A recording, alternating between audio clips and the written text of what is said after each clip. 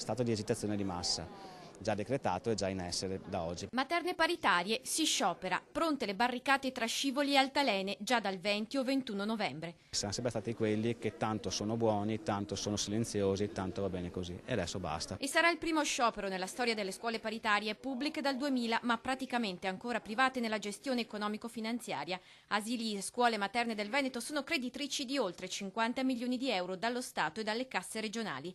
La drastica decisione della FISM verrà ufficializzata in settimana, quando il giro delle consultazioni provinciali sarà concluso. Tutti insieme, il famoso villaggio che stiamo mettendo su, da Rovigo a Belluno e da Venezia a Vicenza, tutte le province, insieme facciamo la stessa cosa. Oggi si è espressa la provincia di Treviso. Il 90% delle scuole rappresentate alla chiesa votiva ha deciso per lo sciopero. Io appoggio in pieno, finalmente qualcuno ce lo chiede di fare, lo sciopero da parte degli indipendenti. Provocatoriamente Don Carlo, che si occupa di 18 scuole paritarie a Treviso, propone anche lo sciopero dei gestori, possibile e senza conseguenze soltanto per il soggetto privato.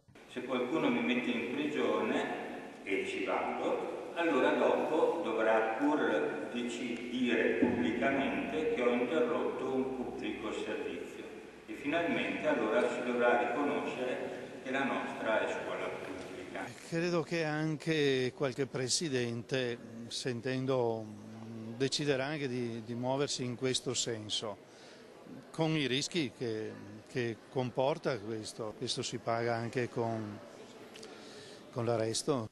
Le scuole paritarie associate alla FISM sono 1073 e accolgono circa 83.000 bambini, cioè il 61% di tutti i bambini veneti tra i 3 e i 6 anni.